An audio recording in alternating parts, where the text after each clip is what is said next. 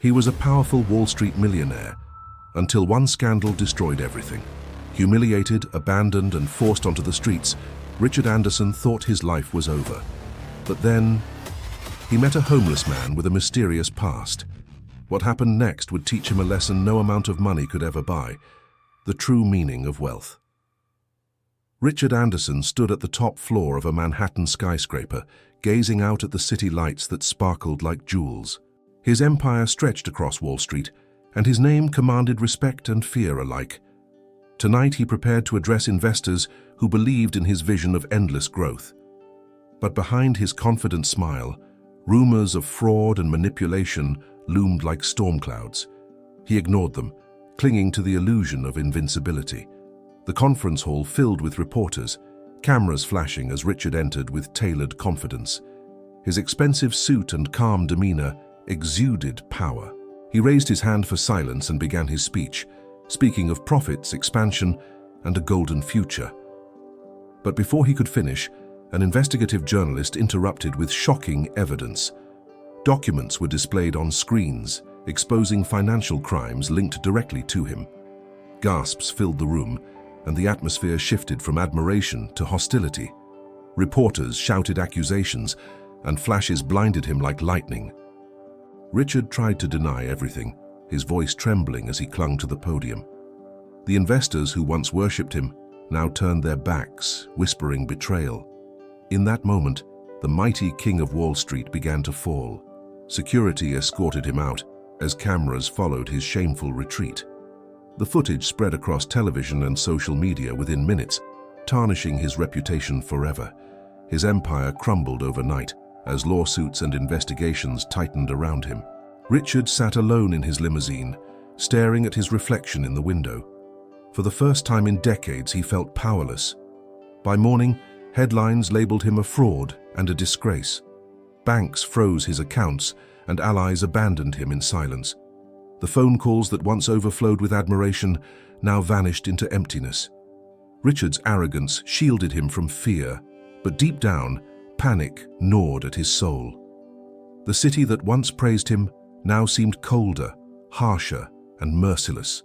As the sun rose, Richard tried to reassure himself that this was temporary. He believed he could rebuild, reclaiming his crown with the same determination that built his fortune. But whispers of betrayal followed him wherever he went. Even his employees, who had once bowed to his power, now spoke of him with disdain. The illusion of loyalty shattered instantly. That evening, Richard returned to his penthouse in Manhattan. The view of the skyline had once filled him with pride, but now it mocked him. He poured himself a glass of expensive whiskey, hoping to drown the growing dread. As he drank, he replayed the journalist's words in his mind. The evidence was undeniable, and his empire was slipping through his fingers. Desperation drove him to make frantic phone calls to old allies, pleading for support. One by one, they rejected him, fearful of being dragged down with his sinking name. His lawyer warned him that bankruptcy and prison could soon follow. The empire he had spent decades building collapsed like a house of cards.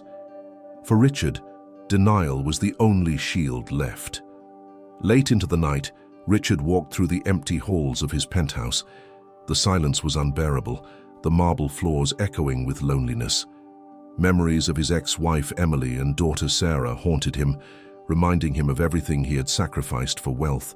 Yet he had always believed money could replace love. Now, stripped of power, he realized how wrong he might have been.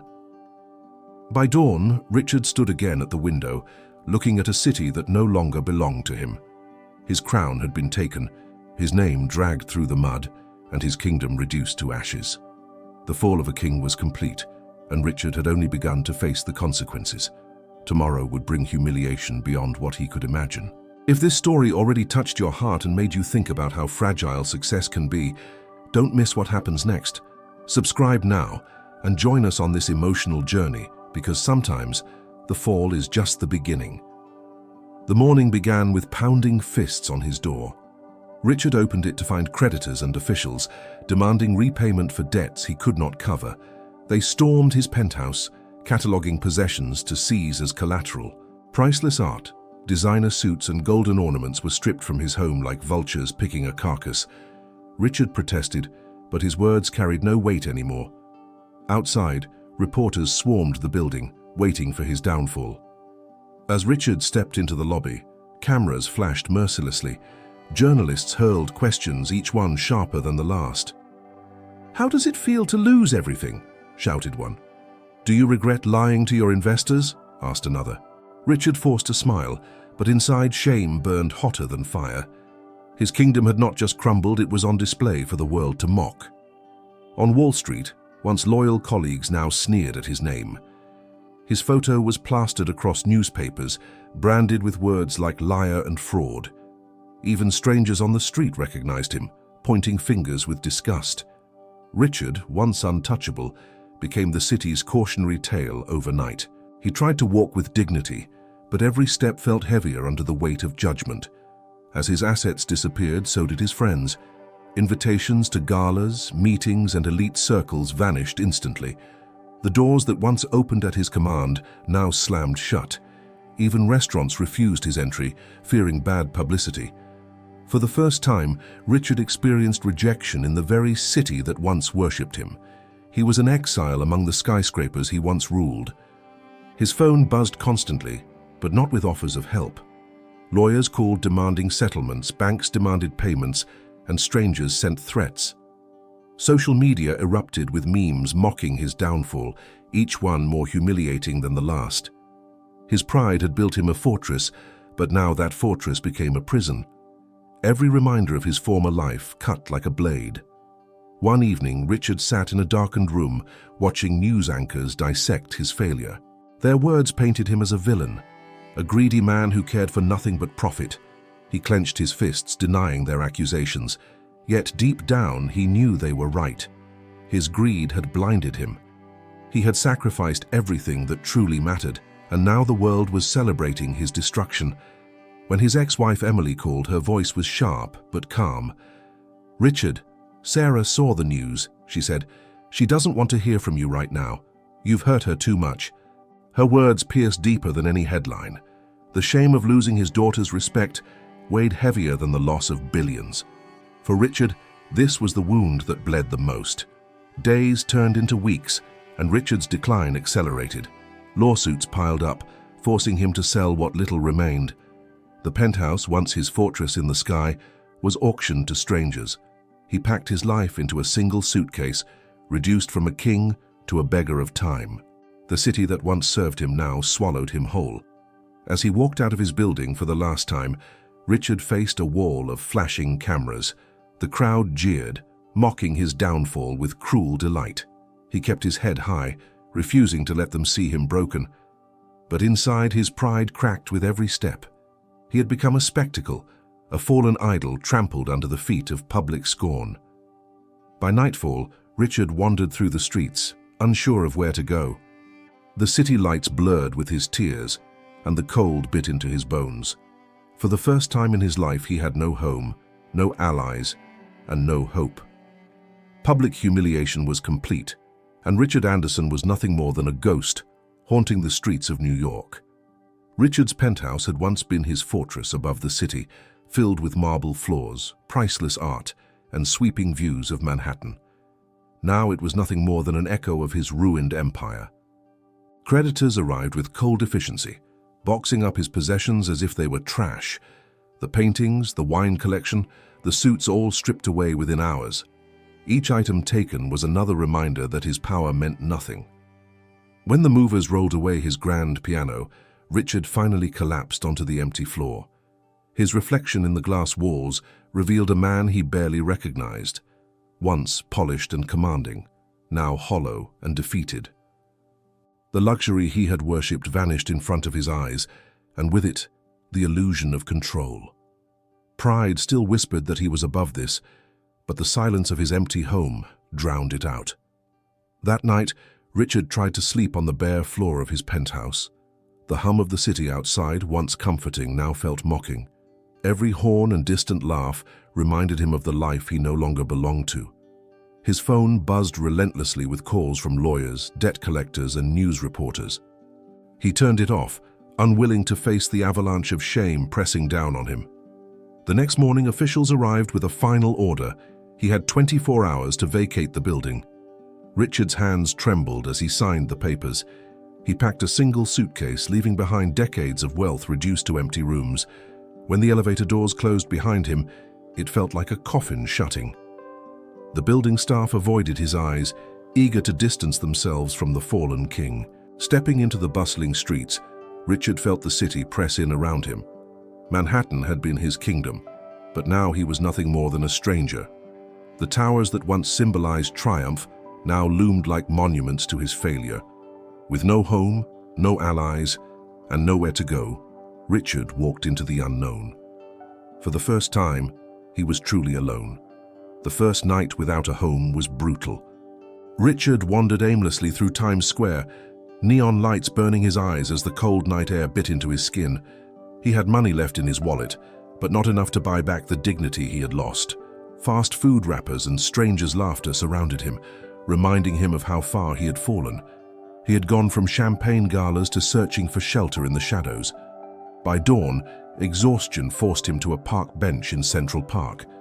The hard wooden seat became his bed, and the sounds of early joggers his unwanted alarm.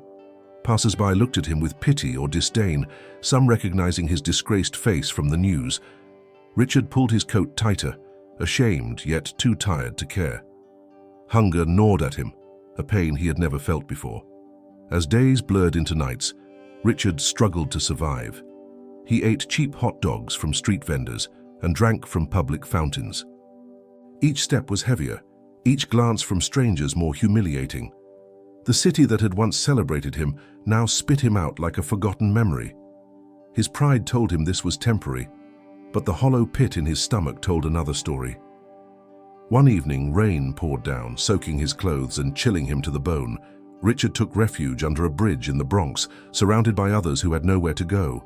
For the first time, he saw the faces of people society had ignored, men and women broken by life's cruelty. To his surprise, some shared food with him, showing kindness he had never expected from those with nothing. That night, Richard realized the irony of his situation. He had spent decades climbing to the top, crushing anyone who stood in his way. Now, lying on cold concrete, it was the people he once overlooked who offered him compassion. He was no longer Richard Anderson, the Wall Street titan. He was just another man on the street, learning the brutal truth of humility. Under the bridge, Richard noticed a man watching him with steady eyes. His beard was gray, his clothes ragged, yet his posture carried quiet strength. The man introduced himself as Michael Harris, a longtime resident of the streets. Unlike others, Michael didn't pity Richard. He studied him, as if seeing through the layers of pride. Richard bristled, but exhaustion left him silent. Later that night, Michael offered Richard half a sandwich. "Nothing comes free," he said, "but you can earn it by helping tomorrow." Richard, offended, almost refused, yet hunger silenced his pride, and he accepted the deal. The taste of stale bread felt like a feast. For the first time in his life, he worked for food. Something shifted inside him, though he wasn't ready to admit it. The next morning, Michael woke Richard early. He instructed him to gather bottles and cans for recycling. Richard's hands shook as he dug through trash bins, shame burning his face. Strangers walked past, some recognizing him, others ignoring him. The humiliation stung, but he endured. By the end of the day, they had earned just enough for a small meal. At the food cart, Michael shared stories of survival. He spoke of betrayal, loss, and resilience, weaving lessons into every word. Richard, still bitter, dismissed much of it. But part of him listened, realizing Michael's wisdom came not from books or wealth, but from experience. For the first time, Richard felt like the student, not the master. The role unsettled him. As night fell, Richard lay awake on the cold ground, replaying Michael's words. There was something haunting in his calmness, something that spoke of a man who had once lived another life. Richard wondered who Michael truly was. But more pressing was the gnawing realization that his survival now depended on this mysterious stranger. Days turned into weeks, and Richard adjusted to life with Michael. Each morning they collected cans, and each evening they shared cheap meals. Richard's hands grew calloused, his expensive suit long replaced by worn clothes Michael found for him. The world he once ruled now passed him by, unnoticed. Every hardship stripped away the arrogance he once carried like armor. Michael taught him lessons through simple tasks. "Respect every dollar," he said as they counted coins. "It's not about how much you make, it's about how much you waste." Richard scoffed at first, but the truth was undeniable. For the first time, he understood the value of small things. A warm drink, a clean blanket, a kind word. Wealth had blinded him to such treasures. One evening, as they sat near a soup kitchen, Michael asked about Richard's past. Reluctantly, Richard spoke of Wall Street, of power, and of losing everything. Michael listened without judgment, nodding slowly. "Pride is the most expensive addiction," he finally said. The words stung Richard, more than any insult. He realized Michael saw through him with unnerving clarity. Meanwhile, Richard began noticing the humanity of the homeless around him. Each had a story: veterans abandoned by the system, families shattered by tragedy, men and women struggling with addiction. They treated him not as a fallen king, but as one of their own. It humbled him more than any courtroom or headline ever could. Compassion, not wealth, became the currency of survival. Late at night, as Richard lay beneath the stars, he replayed the contrast between his past and present. He once believed success meant skyscrapers and luxury cars. Now he wondered if true success was surviving with dignity, even in the harshest conditions. Michael's lessons etched deeper into his heart. The streets were reshaping him piece by piece. Richard stood outside Emily's suburban home, nerves tightening his chest. He hadn't seen her in years, and their divorce had left scars on both sides. The modest house in Brooklyn contrasted sharply with the Manhattan penthouse he had lost. When Emily opened the door, her eyes widened with shock. The man before her was no longer the polished executive she once knew. Emily's voice was sharp but steady. "What do you want, Richard?" He hesitated, then admitted he needed to see Sarah. Emily's expression hardened, her protective instincts rising. "She doesn't trust you anymore," she said. "You abandoned her for money." Richard's chest tightened at the truth in her words. He wanted to argue, but guilt silenced him. Despite her anger, Emily allowed him to step inside. The walls were filled with family photos, Sarah smiling at graduations, birthdays, and milestones Richard had missed. Each image pierced his heart like a blade. He realized how much life he had sacrificed at the altar of ambition. Emily noticed his shame, but her face remained cold. She had learned not to trust empty promises. When Sarah finally entered the room, her eyes held a storm of emotions. "Why are you here?" she asked, her voice trembling. Richard tried to speak, but no words felt right. He told her he wanted to make things right, but Sarah shook her head. "It's too late," she whispered. The rejection cut deeper than all his public humiliations combined. Emily escorted him to the door, her expression softer now. "If you're serious about changing, prove it," she said. Richard walked away with heavy steps, his heart torn open. The rejection of his daughter was unbearable, but it was also a challenge. For the first time he realized redemption wouldn't come from money, it would come from love. Days later, Richard asked Emily for another chance to see Sarah. Reluctantly, she agreed, warning him not to disappoint their daughter again. They met in a small diner in Queens, far from the spotlight of Manhattan. Richard wore borrowed clothes, his once polished image now a distant memory. When Sarah arrived, her guarded eyes studied him closely. At first, their conversation was awkward. Richard tried to ask about her studies, her friends, her life. Sarah answered curtly, her words filled with suspicion. The silence between them felt heavier than the clinking plates around them. Richard realized that no rehearsed speech could fix what he had broken. Only actions would matter now. In desperation, Richard spoke from his heart. He admitted his failures, his obsession with wealth, and the pain he had caused. For the first time, Sarah saw vulnerability in him. Tears welled in her eyes, but she quickly turned away. "You always said you were too busy," she whispered. "Do you know how many times I waited for you?" Her words shattered him. He reached across the table, but Sarah pulled her hand back. "I can't trust you yet," she said, her voice trembling. The wall between them remained, but Richard sensed a small crack forming. For the first time, she hadn't walked away completely. That tiny glimmer of hope gave him strength. Maybe he still had a chance to rebuild. When they left the diner, Sarah turned to him before getting into Emily's car. "If you really mean it, prove it," she said. Her words echoed in Richard's mind long after she drove away. Redemption would not come quickly, but for the first time, he believed it was possible. That night, he vowed to fight for her trust, no matter how long it took. One cold evening, Richard and Michael sat by a small fire near an abandoned building. The flickering flames cast long shadows across Michael's face, making him seem older than his years. After a long silence, Michael finally spoke of his past. He revealed that he had once been a businessman in Chicago, wealthy and respected, not unlike Richard himself. Michael's voice grew heavy as he described his downfall. He had chased power and profits, ignoring the family who loved him. Betrayal by partners and his own arrogance led to financial ruin. When his wife left, taking their children, he fell into despair. Alcohol and pride consumed him until the streets became his only home. His eyes glistened with regret. Richard listened, stunned by the parallels between their lives.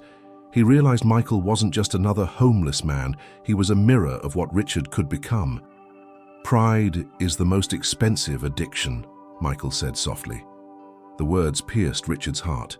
For the first time, he saw his arrogance not as strength, but as poison destroying everything he loved. The revelation unsettled Richard. He wanted to deny the similarity, to claim he was different. But deep down, he knew the truth. He was walking the same path, and Michael's story was a warning of what awaited him if he refused to change. For once, Richard felt humility creeping into his stubborn heart. It terrified him, yet also gave him hope. That night, as Richard lay awake, he replayed Michael's confession. The image of Sarah's disappointed eyes returned to his mind. He realized Michael's past wasn't just a warning, it was a second chance. If he listened, he could avoid the same fate. The question that haunted him was simple. Did he have the courage to change before it was too late? Richard's attempt to rebuild himself caught the attention of old acquaintances. One afternoon, two former partners from Wall Street found him near the soup kitchen. Dressed in tailored suits, they sneered at his ragged appearance. "You look pathetic, Anderson," one said, but their words carried a hidden offer. They wanted him back under their terms. They promised to restore his reputation if he agreed to work with them again. All Richard had to do was play by their rules and use his name to shield their shady deals. The temptation stung like a blade. For a brief moment, he imagined the return of wealth, power, and influence. Yet Michael's warning echoed in his mind. Pride and greed had destroyed him once before. Richard hesitated, torn between two worlds. His old life beckoned, promising comfort and respect. But he saw the trap beneath their smiles, a web of lies that would drag him down again. "No," he finally said, his voice steady. "I won't go back." The words shocked even himself. For the first time, he rejected the very thing he once worshipped. His former partners laughed, mocking his new life. "You'll die a beggar," one sneered, but their insults no longer pierced him as they once would. Richard felt a strange sense of freedom. By saying no, he had chosen a path of dignity over deception. It wasn't wealth, but it was something richer: self-respect. When they walked away, Richard turned to Michael, who had silently observed. Michael smiled faintly, his eyes filled with approval. "That's the first real choice you've made," he said. Richard realized he had passed a test. For the first time in years, he felt proud not of money but of character. The road ahead was long, but he had taken the first true step. Richard walked the streets of New York with Michael's words echoing in his mind. For years, he had chosen money over morals, wealth over family. Now, faced with the chance to return to that world, he had said no. The decision weighed heavily, but for the first time it felt right. His pride had lost its grip, replaced by something new: clarity. That night, as he lay under a thin blanket, Richard realized the gravity of his choice.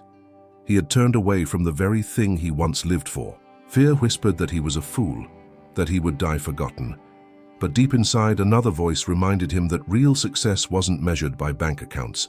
It was measured by the people who trusted you. The next day, Michael tested him further. "Will you still stand by your choice when the hunger returns?" he asked. Richard hesitated but nodded. He was beginning to understand that character was forged not in moments of comfort, but in moments of struggle. Each hardship was shaping him into someone new, someone his daughter might one day respect. Memories of Sarah flooded his mind. He saw her disappointed face at the diner, heard her trembling voice when she asked why he had abandoned her. He realized money could never buy her love back. It would take sacrifice and consistency. For the first time, Richard wasn't looking for shortcuts. He was ready to earn her forgiveness, step by step. Michael smiled faintly when Richard voiced these thoughts. "Then maybe there's hope for you," he said. The approval from this broken man meant more to Richard than the applause of thousands. The streets had stripped him bare, but in that emptiness, he had found something priceless: humility. His choice marked the beginning of a new life. Richard knew words alone would never mend the wounds with Sarah. He had to prove, through action, that he had changed. He started by visiting community shelters, volunteering alongside Michael. At first, the work felt humiliating, but soon he found purpose in helping others. Each act of kindness was a step toward the man he wanted to be. Emily noticed his efforts and cautiously allowed Sarah to see him again. This time, Richard arrived not with empty promises, but with stories of the work he was doing. Sarah listened silently, her skepticism clear. "Why should I believe you now?" she asked. Richard didn't argue. Instead, he told her he would keep showing her until she believed. Over time, Sarah agreed to spend more moments with him. They walked in the park, shared coffee, and slowly rebuilt fragments of connection. Each meeting was fragile, filled with hesitation, but Richard cherished them. For him, every smile from Sarah was worth more than the millions he had lost. It was a currency of trust, earned with patience. Still, there were setbacks. Sometimes Sarah grew distant, reminded of past betrayals. Her walls didn't crumble overnight. Richard accepted the pain, knowing it was part of the journey. He didn't pressure her, he simply remained present. It was his constancy, not his words, that began to soften her heart. One evening as they parted, Sarah whispered, "Maybe you're different now." The words were small, but they lit a fire of hope inside Richard. For the first time in years, he believed reconciliation was possible. His fight was far from over, but the bond with his daughter was no longer broken beyond repair. It was fragile but alive. One cold morning, Richard woke to find Michael gone. His blanket lay folded neatly beside the fire pit, but there was no trace of him. Panic filled Richard's chest as he searched the alleys and corners where they usually stayed. Michael had become his guide, his anchor in the chaos of his new life.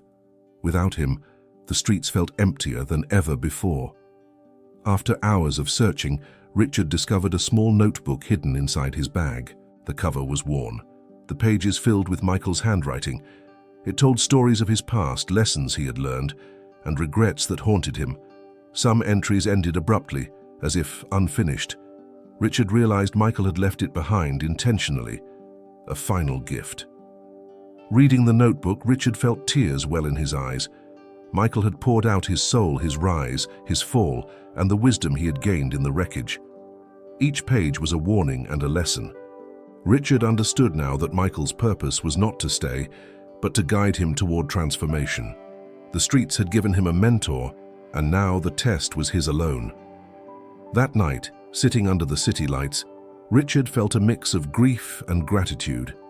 He wanted to thank Michael one last time, to say he understood, but the mysterious stranger was gone, leaving only words behind. The absence hurt, yet it forced Richard to stand on his own. For the first time, he realized change had to come from within. As he closed the notebook, Richard whispered a silent promise. He would not waste the wisdom Michael had given him. He would live differently, not for money, but for meaning. Though Michael had vanished, his influence remained stronger than ever. In the silence of the night, Richard Anderson was no longer just surviving, he was becoming someone new. With Michael's words echoing in his mind, Richard began rebuilding his life.